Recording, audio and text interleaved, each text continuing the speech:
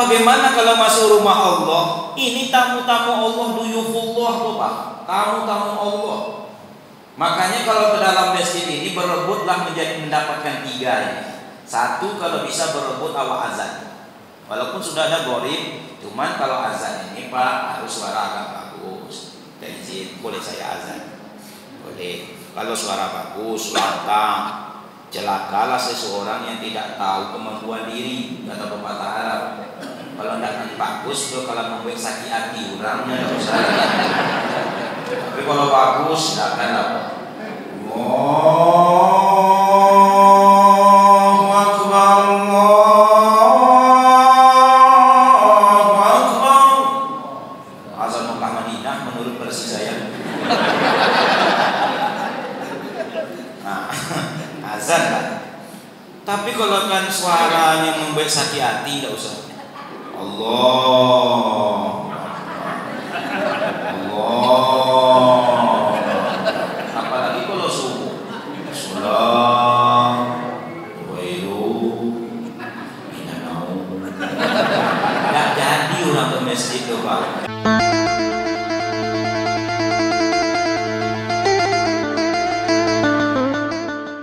Solat subuh menghilangkan sifat kemunafikan pada hari tersebut.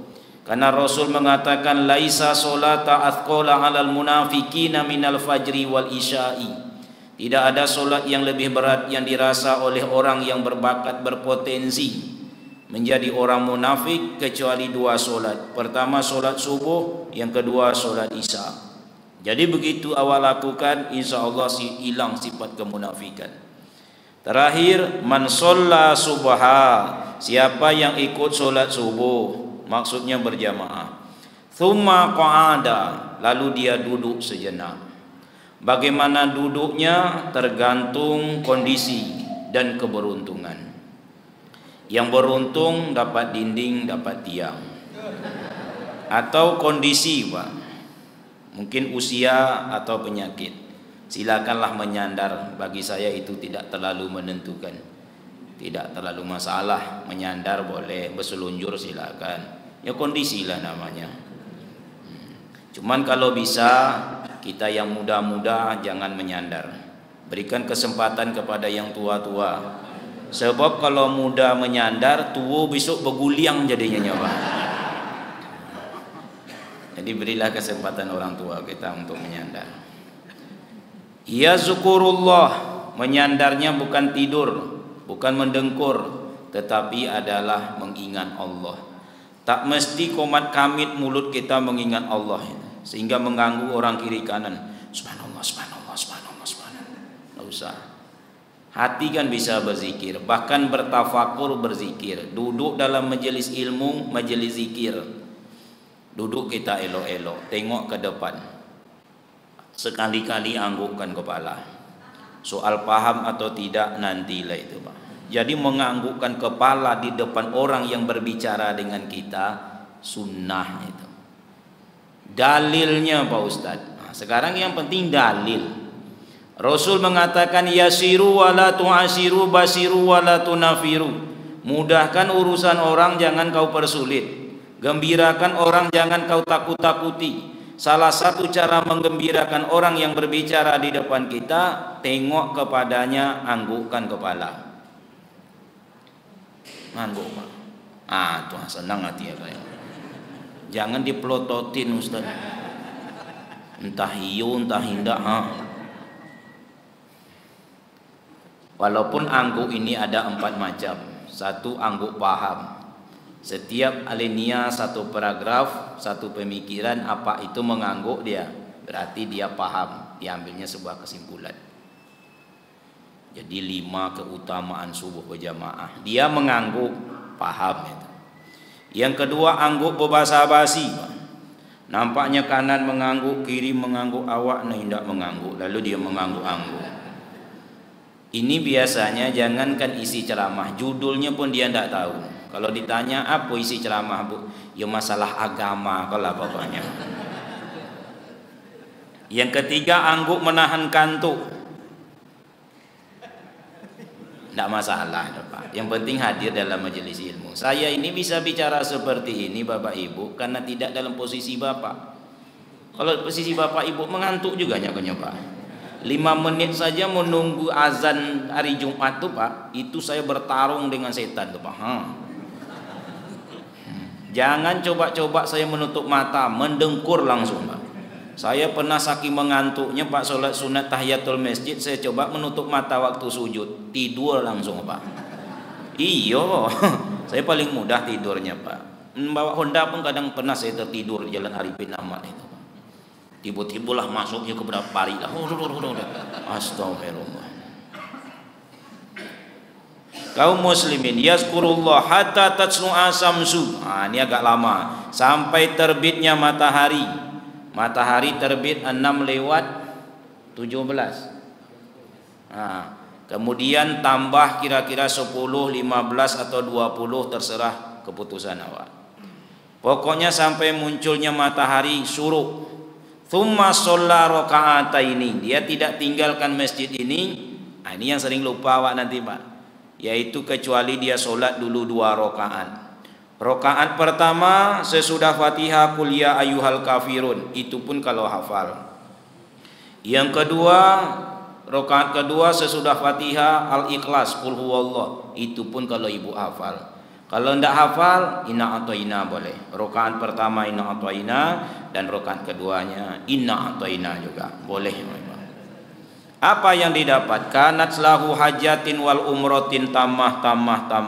Pastilah ia mendapatkan pahala semisal pahala orang menunaikan ibadah haji dan umroh sempurna. Wajarlah Rasul mengatakan kalau tahulah mereka tentang keutamaannya, merangkak pun pasti mereka menghadirinya. Merangkak Pak. Awak tidak ada yang merangkak di sini. Yakin saya Pak, kalau menengok-nengok muka, aduh ibu nak merangkak dari rumah tadi.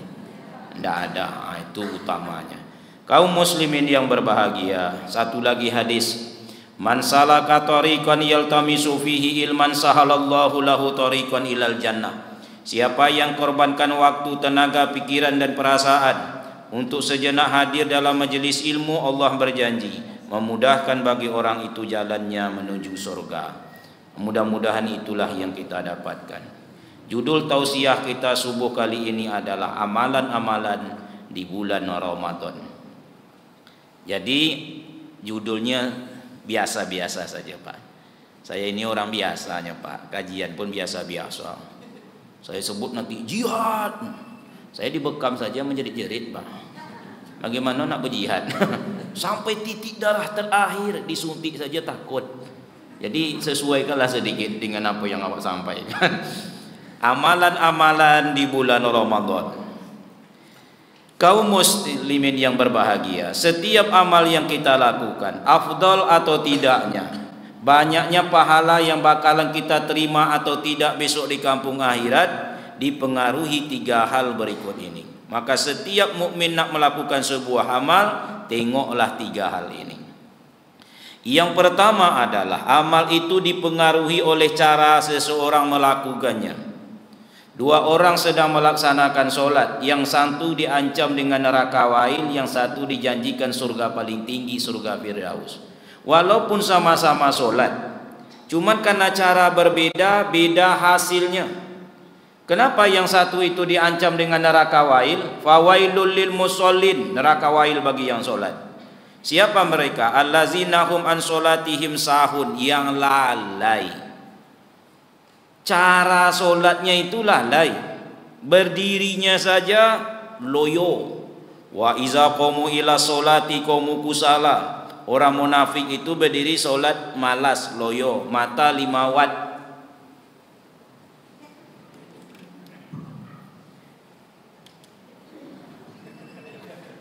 Tidak ada semangatnya. Yang lain menyesuaikan diri saja Pak. Tidak mungkin saya menyesuaikan dengan kamera.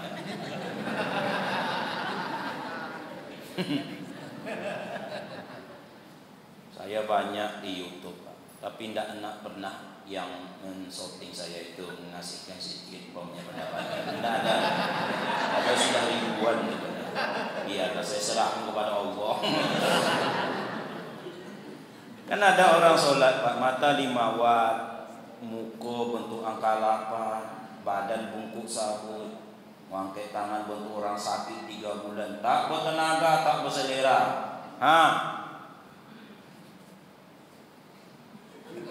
Allah.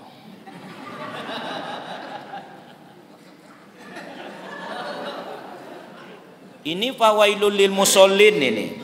Neraka wail bagi yang sholat. Kenapa demikian? Walaupun dia sholat, hasilnya neraka, Pak. Tapi yang satu lagi dijanjikan surga Firdaus. Ulaika humul warithun allazina yarithunal firdaus hum fiha khalidun. Kenapa dia sungguh-sungguh elok-elok? Jadi terpaksa Bapak Ibu menyesuaikannya, tukang posoting ini, Pak. Saya lasah. Jadi kalau anak nakal, kecil nakal, besar berakal.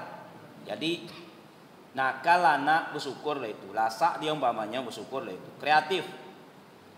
Yang tidak boleh itu jahat, bercarut-carut, dilemparnya rumah orang, itu jahat. Tapi kalau cuma sekedar nampak dia bangku, dijadikannya mobil, kreatif, biarlah Pak. Nak tunggang langgang pula rumah awak, biarlah. Kreatif namanya itu. Mau ibu anak ibu seperti Tunggul saja, duduk di sudut rumah, pergilah mandi, ndak beko habis sabun. Pergilah jalan-jalan, ndak beko terlicah halaman orang. Ndak kau sekolah, ndak usah lagi terlalu banyak biaya. Jadi tunggu anak awak. Yang satu husuk, tertib, teratur, tumak ninah, mantap, dapat surga Firdaus. Maka oleh sebab itu, apapun amal yang disuruh oleh Allah dan Rasul, kerjakanlah secara benar. Benar di sini sesuai dengan tuntunan, bukan sesuai dengan tontonan. Tuntunan apa yang dibuat oleh Rasulullah, kerjakan. Yang tak dibuat Rasul, berusaha berangsur meninggalkan.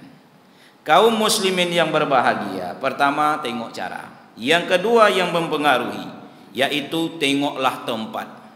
Tempat mempengaruhi banyak tidaknya pahala yang bakalan kita dapatkan. Subuh ini betapa banyak orang yang sholat di rumahnya masing-masing. Bukan dia tidak sholat. Kalau ada jamaah yang tidak datang ke masjid, kita harus berbaik sangka. Bukan tidak sholat, sholat cuman di rumah. Bedalah. Jangankan Bapak Ibu sudah sampai ke masjid rumah Allah ini. Inna buyuti fil ardi al masajid wa inna zuwari fiha umaruha, kata Allah. Rumahku di muka bumi itu adalah masjid, yang datang ke masjid tamu-tamuku. Tentu Allah memuliakannya. Jangankan Bapak Ibu sudah sampai ke masjid, baru niat nak keluar dari rumah menuju masjid sudah dapat pahala. Belum tentu sampai ke masjid. Dalilnya Pak Ustaz, man kharaja min baitihi mutahharan ila salatin maktubatin fa ajruhu ka ajril hajalil muhrimin. Siapa yang keluar dari rumahnya dalam keadaan berwudu. Jadi Bapak Ibu biasakanlah berwudu itu dari rumah kalau bisa. Kenapa? Supaya dapat keutamaan yang dijanjikan hadis ini. Berwudu itu sebaiknya dari rumah, bukan tak boleh berwudu di masjid. Dari rumah menuju masjid batal di perjalanan, jangan balik ke rumah. Itu ya kalau juga pulang balik beko jadi buka pulau pagar, buka pulau pintu. Kemudianlah 5 meter meninggalkan pagar, katanya balik pulau balik. Langsung sajalah ke masjid, wudhu di masjid. Apalagi kalau batal dalam masjid, pulang Bapak ndak kan ada datang kemari lagi lewat. Yakin saya 100% ndak akan datang. Nah, kalau Bapak saja tidak datang, apalagi saya ndak kan datang kemari lagi lewat. Ndak datang itu subuh itu tidak datang lagi, bukan selama-lamanya tidak datang. Nah, kaum muslimin yang berbahagia, apa yang didapat? Dia dapat pahala semisal pahala orang menunaikan ibadah haji dalam berpakaian ihram. Jadi dalam pandangan Allah, awak ni seperti berpakaian ihram nih semuanya Pak. Walaupun dalam pandangan manusia berbeda-beda. Itu luar biasanya ini. Anda mau awak itu? Apalagi sempat melangkahkan kaki, hanya mengejar tempat ke masjid. Kalau sholatnya sama-sama subuh 2 rakaat. Man roha ilal masjidil jamaati. Siapa yang melangkahkan kaki menuju masjid? Ngapo pula. Setiap langkah fahutwatun tamhu sayyi'atan, hapus langsung satu dosa. Padahal awak tidak beristighfar memohon ampunan, langsung spontan Fatakubulahu hasanah, tambah pahala. Tidak usah khawatir, di sini ada kiraman katibin yang lamuna ma taf'alun, apapun yang awak kerjakan tercatat rapi. Fakta datanya tak setitik pun dia akan dirugikan. Faman ya'mal misqala dzarratin khairan yarah wa tarfa'u darajatan. Langkah ketiga mengangkat derajat. Hitunglah berapa langkah dari rumah. 1, 2. Yang mana tahu takut ditipu malaikat? Kata Pak Ustaz dalam hadis langkah, kami kan pakai sepeda motor. Nah, sumber hukum ini kan 4, salah satunya kias. Yang ada pada zaman Rasul tidak ada zaman sekarang ini. Yang tidak ada ini dikiaskan kepada yang sudah ada di zaman Rasul. Di zaman Rasul yang ada apa? Unta. Kiaskan sajalah sepeda motor itu dengan unta. Setiap langkah kaki unta, setiap putaran roda, hitunglah berapa putaran roda.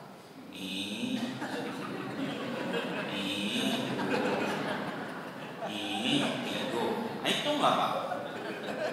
Payah menghitungnya Pak Ustaz. Suruh bini awak menghitung. Anda mau awak itu mengejar tempat Pak. Bapak Ibu masuk ke hotel saja disambut oleh para resepsionis dengan wajah yang lembut, menundukkan badan. Silakan Pak, seperti awak seorang raja atau pangeran. Silakan Pak, silakan Pak. Sebenarnya dia ingin ngambil duit awak. Silakan Pak. Bagaimana kalau masuk rumah Allah? Ini tamu-tamu Allah, duyufullah tuh Pak. Tamu-tamu Allah. Makanya kalau ke dalam masjid ini berebutlah mendapatkan 3 ya. 1, kalau bisa berebut awal azan. Walaupun sudah ada gorib, cuman kalau azan ini Pak harus suara agak bagus. Dan izin, boleh saya azan? Boleh. Kalau suara bagus, lantang, celakalah seseorang yang tidak tahu kemampuan diri, kata pepatah Arab. Kalau tidak bagus, itu kalau membuat sakit hati orangnya tidak usah. Tapi kalau bagus, silakan apa? Allahu Akbar, Allahu Akbar. Azan Mekah Madinah menurut versi saya. Azan lah. Tapi kalau kan suaranya membuat sakit hati, tidak usah. Allah, apalagi kalau subuh, salam, wailu, minanau. Tidak jadi orang ke masjid itu Pak. Sampai orang hantu musoji yang azan.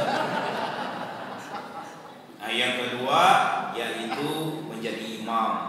Ini berebut juga awak sebenarnya. Tapi awak di sini kan sudah ditunjuk ada imam.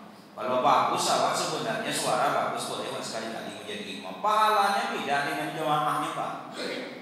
Orang azan tadi lehernya paling tinggi besok di padang mahsyar. Maksudnya Ustaz kayak angsa putar-putar indah. Paling duluan Allah dan Rasul menengoknya tentang keutamaannya itu. Nah, kalau bisa jadi imam pun demikian, pahalanya besar. Tapi harus tahu diri juga. Suara bagus, silakan jadi imam. Tak semua orang bisa menjadi imam, semua orang bisa menjadi makmum. Kalau tidak usah lagi. Kalau kamu buat sakit hati. Ini kadang-kadang ada orang menjadi imam seperti main wayang. Allahu Akbar. Bismillahirrahmanirrahim. Alhamdulillahirabbil alamin. Ar-Rahmanirrahim. Itu pakai Jawa, apa tuh Pak? Jadi tidak semua awak bisa menjadi imam. yang ketiga adalah mendapatkan shaf pertama. Lau ta'lamun nasu ma fin nadari wa shafal awwali, tsumma lam yajidu illa yastahiqul lastaham. Taulah wa keutamaan yang disebut di atas tadi. Mengundi dulu baru mendapatkan yang tadi itu, pasti mereka melakukannya. Nah, ini yang membedakan. Jadi pertama adalah masalah cara, yang kedua masalah tempat, yang ketiga yang terakhir. Terakhir di sini bukan selesai ceramah. Tidak usah takut lagi Bapak Ibu. Awak sampai masuk waktu suruh 6:32 kalau saya tak salah. Baru awak nanti sholat subuh, sholat 2 rakaat. Bagi Bapak Ibu yang ada kepentingan boleh. Saya sudah biasa dikecewakan, tidak masalah. Soal ditinggalkan, ini dah biasa, dah kebal saya sudah Bapak Ibu. Jangankan Bapak Ibu, anak nak pergi silakan, bilang masalah gitu. Besok awak pun tak sekubur doa kan gitu. Nah, kaum muslimin yang ketiga yang mempengaruhi amal awak yang terakhir, tengok waktu. Cara sudah sama elok, tempat sama di masjid, cuman yang satu di awal waktu, yang satu di akhir waktu. Hasil akhir rekapitulasi daripada calon masuk surga nih gitu kan. Tengok waktunya. Yang sholat di awal waktu itu yang paling utama. Abdullah ibnu Mas'ud bertanya kepada Rasul, ya Rasulullah, ayyul amalu ahabbu ilallah, apa amal yang paling disukai oleh Allah? Kata Rasul, 3 jawaban Rasul, tapi yang pertama as-sholatu ala waqtiha, sholat di awal waktu. Tandanya waktu mempengaruhi. Makanya Abu Bakar itu kalau sudah dia terdengar azan di Masjid Nabawi, Allahu Akbar, tutupnya semua usaha, langsung berangkat, tidak ada cerita. Ali bin Abi Thalib itu berapa? Satu Ali kekuatannya itu sama dengan 30 orang laki-laki. Gagah orangnya. Bendera keislaman itu diserahkan oleh Allah dan Rasulnya itu kepada orang yang sangat dicintai oleh Allah dan Rasul, kepada tangan Ali. Gagah. Tapi kalau sudah dengar azan, pucat mukanya, bergetar badannya, berkeringat. Orang bertanya, kenapa kau seperti ini ya Ali? Yang memegang nyawaku ini sedang memanggil aku ke tadi. Berangkat langsung. Beda dengan awak hanya ala sholah wa jawab bekosela. Duluan lah, minum lah, makan lah. Cukup ya. Sholat mempengaruhinya, amal itu dipengaruhi oleh 3 perkara. Tengok cara, tengok tempat, tengok waktu. Bicara tentang waktu, kita ini berjumpa dengan waktu yang sangat luar biasa. Sayyidus Suhur, penghulu daripada segala bulan. Sebab segala sesuatu ada pimpinan, ada penghulu, ada imamnya. 24 jam itu penghulunya kapan? Sepertiga malam yang akhir. Dalam 7 hari, hari Jumat Sayyidul Ayyam. Jadi hari Jumat ini luar biasa Pak, Sayyidul Ayyam. Jangankan beriman beramal soleh di hari Jumat, wafat di hari Jumat pun husnul khotimah. Jadi kalau bisa awak ini wafat memang hari Jumat Pak. Kalau bisa meminta hari Jumat. Cuman bukan Jumat ini Pak, terlalu cepat. Tinggal beberapa hari lagi. Di dalam setahun ada Sayyidus Suhur, penghulu daripada segala bulan. Inilah dia Ramadannya. Jadi tugas awak, kalau setelah mengetahui waktu yang sangat utama, apa amal yang bisa awak isi di situ. Jadi makin sesuai, dia makin connect, dia makin banyak pahalanya. Sebab siapapun awak hari ini, ujung-ujungnya kan ngumpulin pahala awak ini. Baru awak tahu berapa jumlah pahala awak, kata Ali bin Abi Thalib karamallahu wajah, setelah masuk ke dalam kubur. Sekarang belum tahu apa saldo akhir awak. Baru awak tahu setelah masuk ke dalam kubur. Kata Ali, kubur adalah tabungan amal. Berapa jumlahnya setelah masuk ke dalam. Sekarang belum tahu Pak. Awak kadang memikirkan pemasukan tapi tidak memikirkan pengeluaran. Memang sholat subuh ini pahalanya besar. Sholat berjamaah aja 27 derajat. Tapi pengeluarannya sampai di pintu masjid imam disalahkannya. Imam awakku panjang ayat minta ampun. Habis 10 tinggal 17.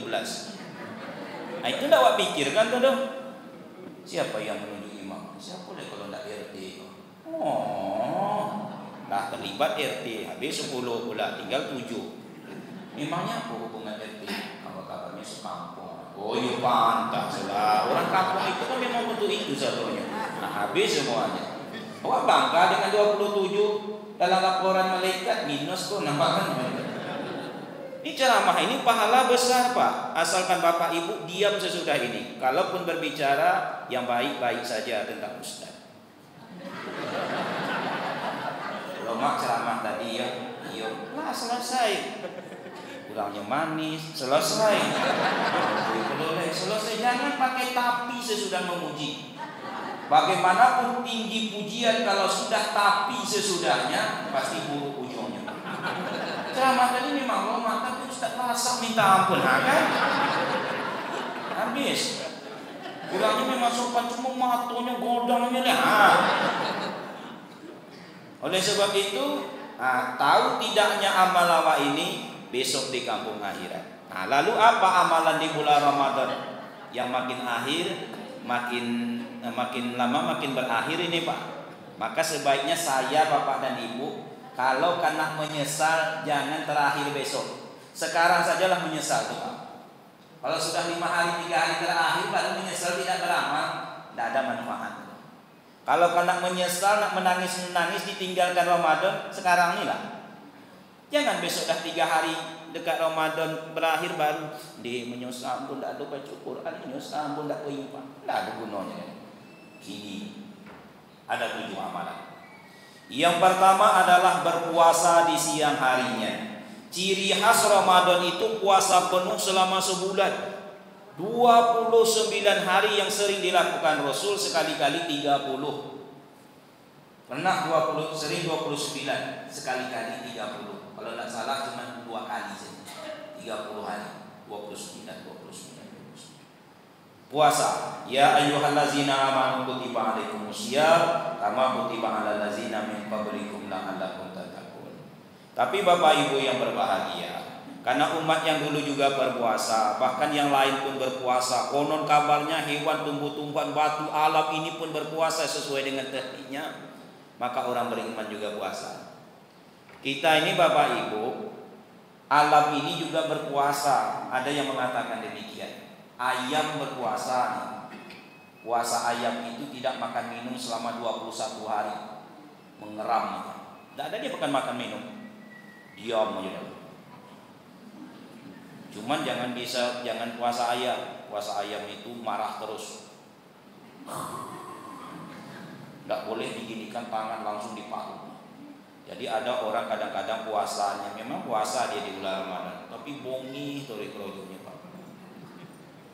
Istri dipesan oleh suami, "Beko kalau ke pasar tolong belikan cendol, kemudian urap." Awak kan sama-sama puasa Bang. Mau puasa aku puasa. Karena kalau banyak pesan-pesan tuh.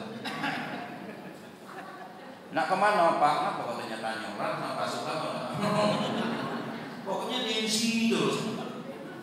Kalau bisa jangan. Ular pun puasa. Puasa ular apa? Tidur terus Pak. Jadi ada orang puasanya itu tidur terus. Malam tidur, siang tidur. Kapan dia kebangun? 5 menit menjelang berbuka.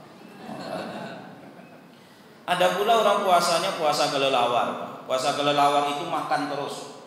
Pokoknya selesai berbuka makan terus. Bawa langsat tadi kemarin, habis mak langsat. Rambutan tadi ada rambutan. Kemudian ini ini agar-agar. Anyang pakis tadi, masuk anyang pakis. Kemudian rebus-rebus terung tadi bawa kemari. Kecap tak ada, garam jadilah. Pokoknya semuanya. Kaum muslimin yang berbahagia, Allah tak nyuruh kita jangan makan, jangan minum, tetapi Allah menyuruh kita siap. Siap tersebut bukan sekedar tidak makan, tidak minum, tapi pengendalian diri, menahan baik dari yang di luar nak ke dalam atau yang dari dalam nak keluar. Ini Bapak Ibu yang berbahagia, ada yang membatalkan puasa, ada yang menghilangkan pahala puasa. Kalau target puasa ini cuma sekedar menahan diri dari yang membatalkan puasa kan tak banyak dok Pak, 3 saja. Ini sekedar mengulang-ulang kaji lama nih. Ya, kaji ini harus diulang-ulang. Belayar kapal ke Sungai Pinang singgah sebentar di Batang Lubuh. Apal kaji ko dek diulang pasalnya jalan dek ditompo. Terlalu lama bisa lupa. banyaknya barang bisa ragu. Jadi karena lama kadang lupa. Yang membatalkan puasa 3. 1, makan minum kalau sengaja. Kalau tidak sengaja tidak batal. Iya Pak Ustadz, iya. Walaupun 5 kali bertambuh, minum 2 galon, merokok 5 selop umpamanya, tapi tidak sengaja, tidak batal. Kata Rasul, itu rezeki yang datang dari Tuhanmu, lanjutkan puasa. Tapi kalau seandainya sedang enak-enak makan lalu nak bertambuh, pura-pura lupa, itu batal. Bertambuh, pura-pura lupa ya lah, beko baru ingat, batal. Yang kedua, mohon maaf, muntah dengan sengaja. Artinya kalau pulang dari sini nanti di jalan awak masuk angin lalu muntah, tidak batal. Yang batal yang mana? Yang muntah dengan sengaja. Ada kadang-kadang ibu-ibu muda karena merasa disayang oleh papa bebeknya, ayang bebeknya itu, mengkek minta ampun. Begitu suami pulang dari kerja, dari kantor, pergi dia ke dapur, ke toilet, langsung pura-pura muntah.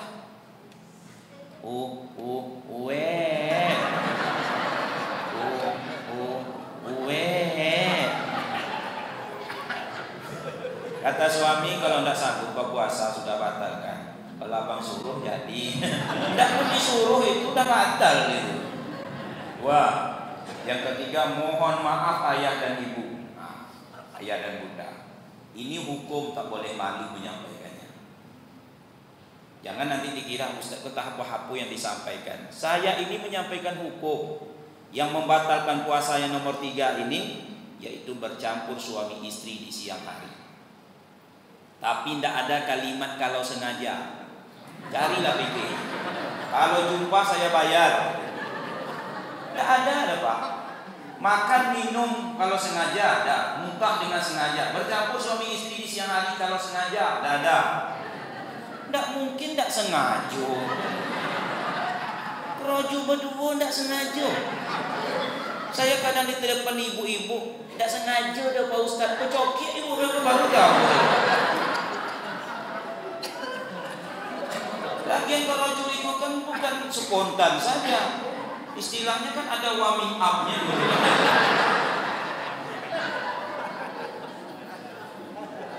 Tapi mohon maaf ya dan bunda, ini kejadian di zaman Rasul.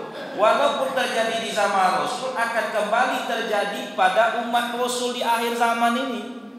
Cuman waktunya saja yang berbeda. Hakikat kejadian sama. Datang seorang laki-laki di zaman Rasul. Ya Rasulullah, celakalah saya. Kata Rasul, apa yang menyebabkan engkau celaka? Ya Rasulullah,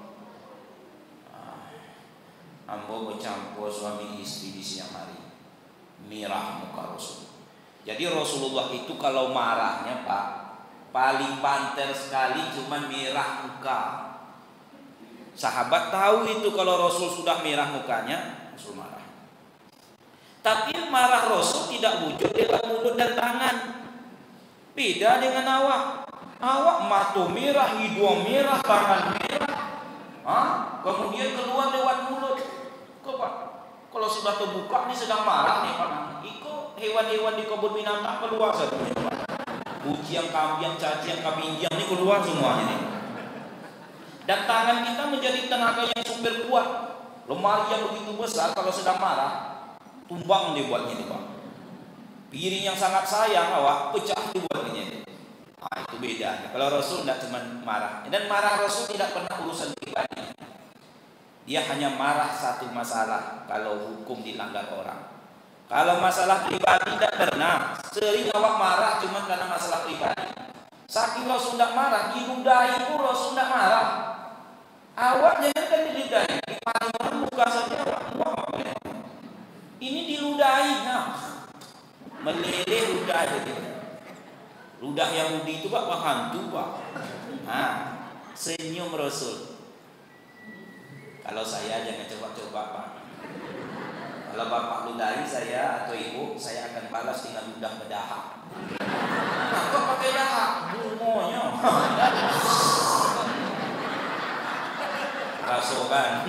Memang ada ajaran bila engkau dilempar dengan Apa bisa balaslah dengan melemparkan setangkai bunga?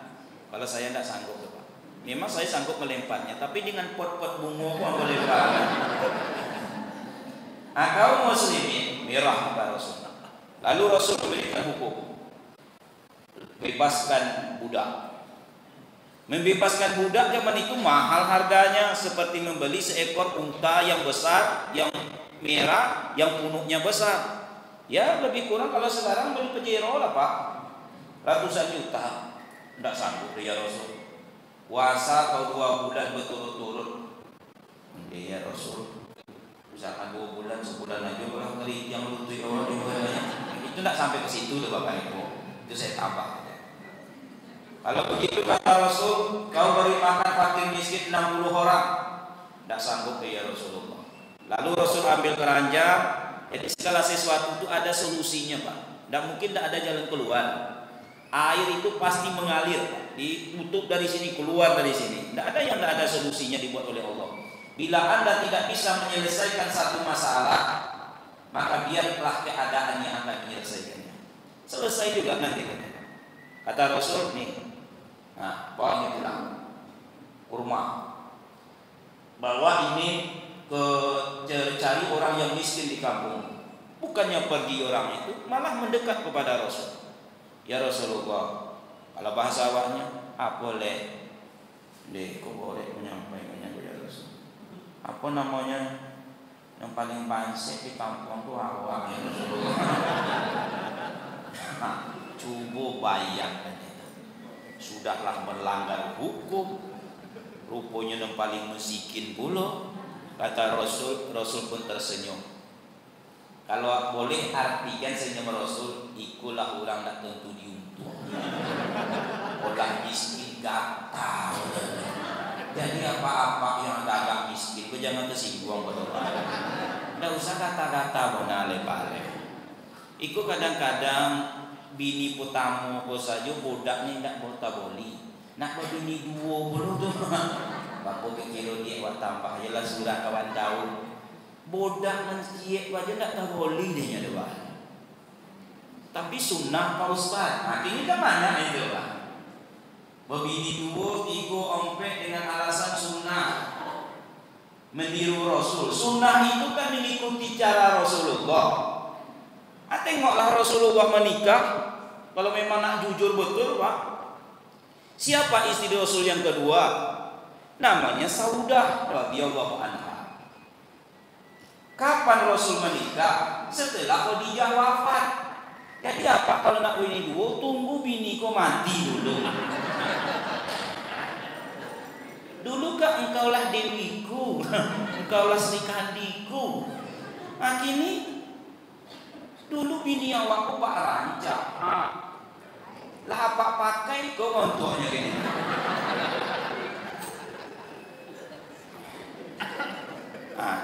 Kapan Rasul menikah? Setelah Khadijah wafat. Siapa yang mencarikan? Kawan Khadijah. Bukan Rasul mencari sendiri. Bagaimana Saudah? Mohon maaf, umurnya 60 tahun ke atas di saat menikah dengan Rasul. Artinya sudah mulai senja Ustaz. Kulitnya mohon maaf, tidak ada niat menghina, hitam gelap. Kemudian apa lagi? Mohon maaf, badannya agak gemuk. Ini jangan tersinggung ibu-ibu, makanya saya minta maaf. Gemuk. Dia kata orang awak Sumbar, bukan Saudah ya, kata orang awak Sumbar, bini gopuk. Waduh pantun juga Pak. Bukan binilah menjadi gopuk, ada. Kalau dapet kok bini itu bodang-bodang itu jangan tersinggung. Itu ada pantunnya. Karubuk badaruk daruk dimakan balasau-lasau. Kalau mendapit bini gapuk itu bak memegang punggung kabau.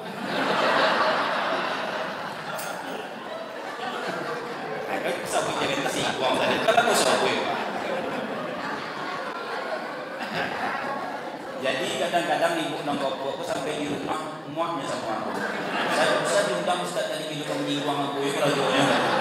Malah aku minta maaf tadi.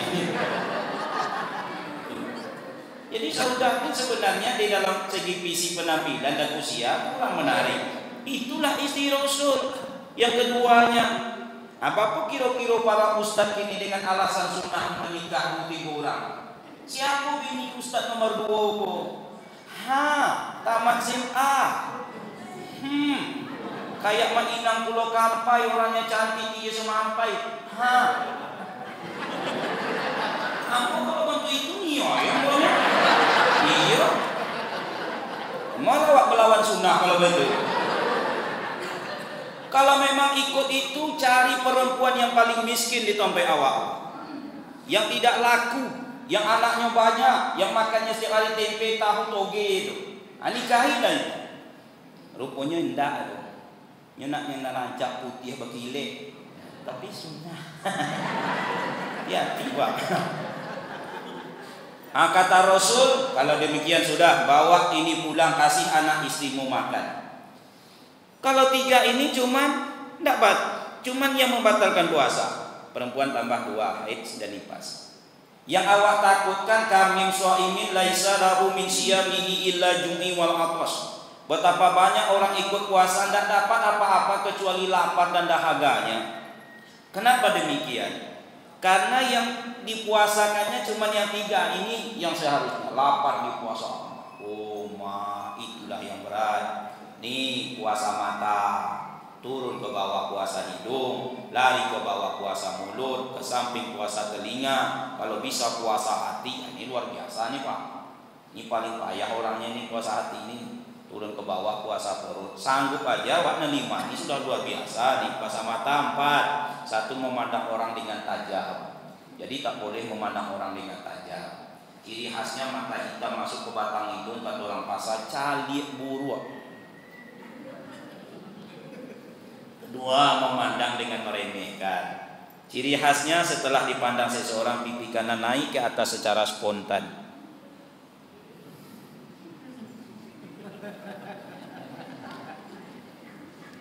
Turun kan ini. Yang ketiga, memandang dengan mengejek. Setelah dipandang seseorang, bibir kanan lari ke samping, berbelok ke bawah. Yang keempat, wabil khusus kami laki-laki ini, memandang dengan syahwat. Lewat anak gadis umur 71 mengecil matanya. Lewat anak gadis umur 7 boleh. Turun ke bawah puasa hidung. 1, mencium bau makanan berlebihan. Kalau sekedar begini, ibu pergi ke bazar Ramadan, nampak mangga, niat nak membeli, pencet dulu. Lembut dah? Lembut. Jangan langsung beli. Nanti masaknya masak diperam. Kalau dia masak pasti berbau. Sekedarnya boleh. Masak mangga nih, boleh. Orang beli durian coba tengok, kan diciumnya tuh kan. Jadi kalau beli durian tuh jangan bergurau Pak, jangan dingin-dingin kepala, luka hidungnya nanti. Boleh. Yang tak boleh kalau berkelebihan, seperti upin-ipin. Upin-ipin kan puasa dia. Saat berpuasa, kan? Pergi dia ke dapur, naik dia di atas bangku, manjat ke atas meja, bukanya tudung saji, nampak dia ayam goreng yang dimasak oleh Kak Ros dan opanya di dapur itu. Ayam goreng, diambilnya ayam goreng, memang tidak dimakannya, diciumnya. Cuma diciumnya ini sepenuh hati, segenap jiwa. Ayam goreng. Terbang upin-ipin itu ngejar ayam tuh. Bapak Ibu dah nonton upin-ipin. Rugi Pak. Saya favorit kalau sudah keluar upin-ipin. Daripada nonton upin-ipin yang tak jelas. Lagian negeri ini kan selesai dengan berjoget-joget aja tuh Pak. Ini cabai makin hari makin mahal. Sampai 50 sekilo Pak. Lebih dari daging gini lah. Nah, maka Bapak jangan terlalu sering makan cabai. Aturan 3 buah buat sebuah buah ya. Minyak mahal. Makanya sekarang ada istilah bakwan rebus. Tidak usah digoreng, kerupuk rebui, bakwan rebui. Kaum muslimin yang berbahagia, hilang pahala ini. Puasa itu. Yang kedua puasa hidung ini mohon maaf ini. harus disampaikan di awal-awal 10 hari sebelum Ramadan. Apa itu? Yaitu mohon maaf mencium suami atau istri di siang hari. Kalau malam hari terserah. Siang hari tidak boleh selama bulan Ramadan saja. Kan ada kebiasaan orang kota melepaskan suaminya kerja pakai cepika-cepiki, diantar ke dekat pintu. Tidak ada papa, tidak ada mama. Di bulan lain boleh wujud kasih sayang, malah dapat pahala yang seperti itu. Ya Rasul dapat pahala, kata Rasul, bukankah di luar sana engkau kerjakan dapat dosa? Jadi rupanya bapak ibu mencium bini orang di luar itu dapat dosa rupanya. Kalau anda percaya cobalah, berdosa tuh. Sebaliknya di dalam rumah kepada istri dapat pahala, cuma jangan di siang hari bulan Ramadan. Jadi ibu, mohon maaf lah bunda, kalau suami nak mencium awak jangan berjual mahal. Dia kadang-kadang cuma mengejar pahala. Aku dia sama-sama masuk subuh besok jual-jual mahal. Daripada bini orang diciumnya elok lah ibu dicium di lain hari. Kalau bulan Ramadan tak boleh. Tapi Pak Ustaz, bukankah hadis yang mengatakan itu bunyinya? Udah habis. Sholat lagi. Nah ya, ini habis cerita, ini habis lama. Tapi Pak Ustaz, katanya Rasulullah menurut Aisyah radhiyallahu anha pernah mencium Aisyah. Bahwa aku sedang puasa, kata Aisyah, Rasul mencium pipiku. Tapi jangan berhenti sampai di situ. Dan Rasul orang yang paling pandai menahan dirinya. Artinya di bidang ini khusus berlaku kepada Rasul. Awak tidak bisa karena tak sesanggup seperti Rasul menahan diri. Ibarat awak hari ini bawa mobil, rem Rasul itu pakam, ditekan langsung berhenti. Tidak kan majunya lagi dong, kunci. Awak remku belum kena kosong.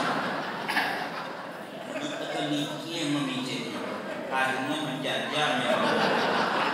Jadi sebaiknya yang dilarang Rasul sudah tinggalkan saja.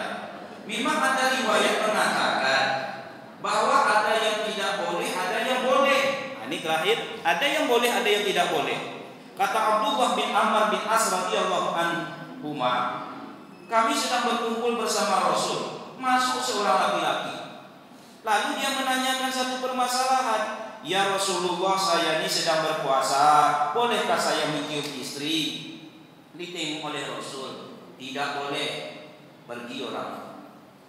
Belum berselang beberapa saat, masuk orang nomor 2. Ya Rasulullah, saya sedang berpuasa. Kan sama pertanyaannya. Boleh saya mencium istri? Boleh, kata Rasul. Kata sahabat Abdullah bin Amr bin As ini, kami antara satu dengan lain saling berpandang-pandangan. Sahabat satu menunjukkan keraguan. Tadi tidak boleh, ini kok boleh. Rasul itu paling tahu dia riak muka sahabatnya. Kata Rasul menjelaskan tanpa ditanya, adapun orang pertama tadi tidak boleh karena dia seorang suami yang masih muda. Jadi kalau dia muda tak boleh. Yang nomor 2 tadi itu karena dia sudah tua. Kalau tua boleh. Kan selesai kajinya itu. Jadi ibu kalau suami ibu masih muda tak boleh. Kalau lah tua boleh. Tuanya tua mana? Ini jadi masalah. Tuanya itu tua yang berjumpa dengan Rasul, setua yang berjumpa dengan Rasul. Kalau tuanya cuma sekedar bungkuk-bungkuk seketek, itu masih kanan kiri oke. Tuanya tua mana?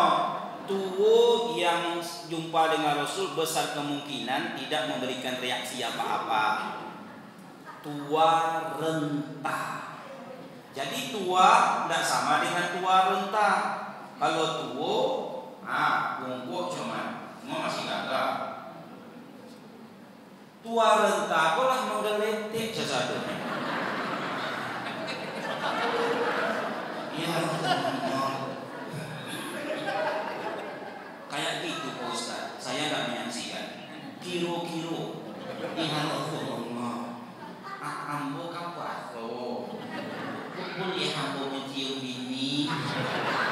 kata Rasul salah apa ya? Ya bahasa awaknya nih Pak. Kenapa tidak akan memberikan reaksi? Tapi kesimpulan kita, apa yang disuruh Allah kerjakanlah. Kalau yang dilarang tinggalkan. Nah, kaum muslimin yang berbahagia, amalan ini saja dulu kita bicarakan. Mudah-mudahan apa yang dijanjikan Allah lewat puasa Ramadan ini, seperti dosa diampuni, pahala dilipat gandakan, doa dikabulkan, insya Allah bisa kita dapatkan. Kesempurnaan hanya milik Allah Subhanahu wa Ta'ala. Kekurangan kejanggalan berlabuh pada diri manusia. Kepada Allah kita mohon ampunan, dan kepada manusia kita wajib saling maaf memaafkan. Kita tutup dengan membaca doa kifarah majlis. Subhanaka Allahumma wa bihamdika, asyhadu an la ilaha illa anta, astaghfiruka wa atubu ilaik. Assalamualaikum warahmatullahi wabarakatuh.